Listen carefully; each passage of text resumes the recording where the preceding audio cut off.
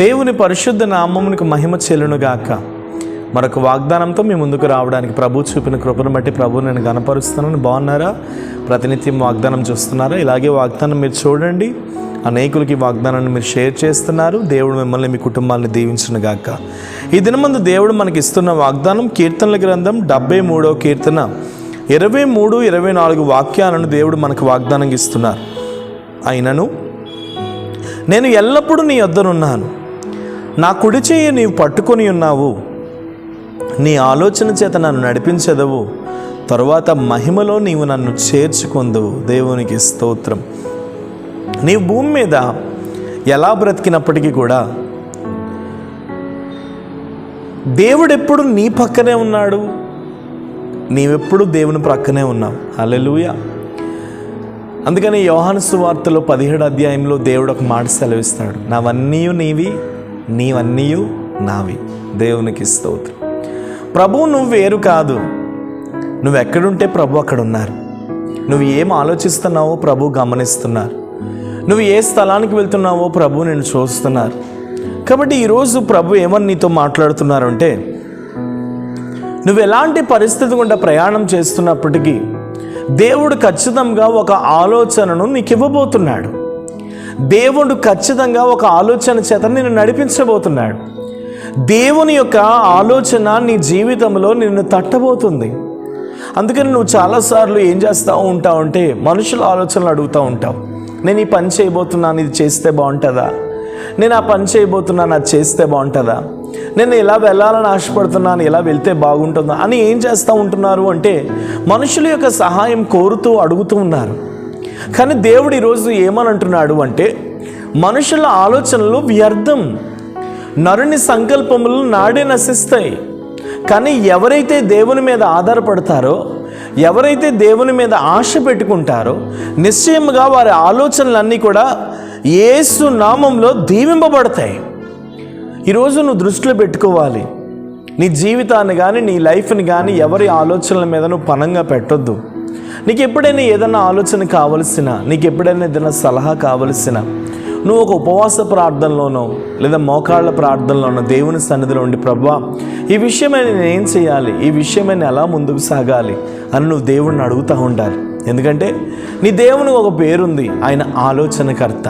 దేవునికి స్తోత్రం. మంచి ఆలోచనలు ఆయన ఇవ్వగలడు.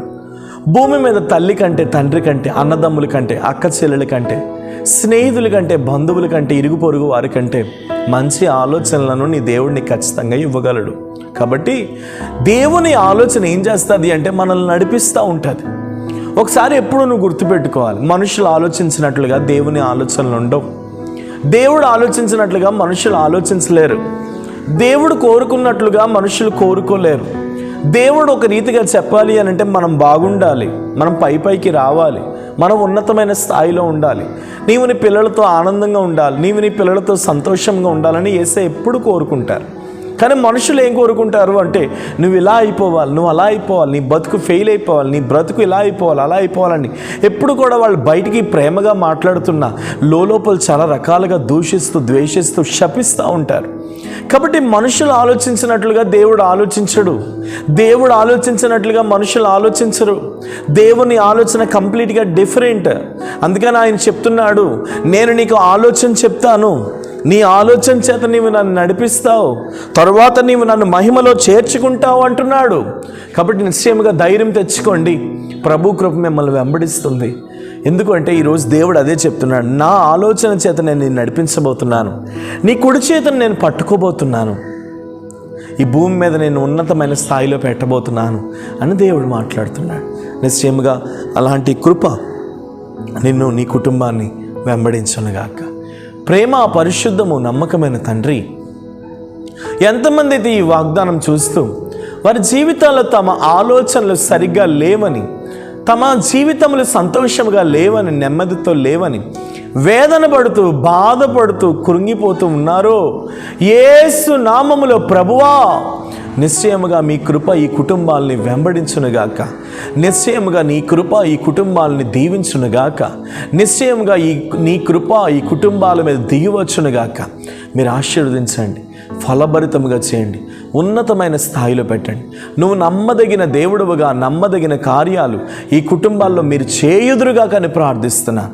ఎంతమంది అయితే ఈ వాగ్దానం చూస్తూ ఆలోచన చెప్పబడాలని, నీ ఆలోచన చేత వీరు ఉన్నతమైన స్థాయిలో ఉండాలని ఎంతమంది అయితే ఆశపడుతున్నారు, యేసు నామంలో నీ ఆలోచన చేత వారిని నడిపించమని ప్రార్థిస్తున్నాను. దీవించండి, ఆశీర్వదించండి, ఫలభరితముగా చేయండి, మీరే ఉన్నతమైన స్థాయిలో పెట్టమని యేసు నామం నీ ప్రార్థన అడుగుచున్నాను తండ్రి. ఆమేన్. God bless you. నిశ్చయంగా మిమ్మల్ని మీ కుటుంబాన్ని ప్రభు దీవించునుగాక. Praise lord.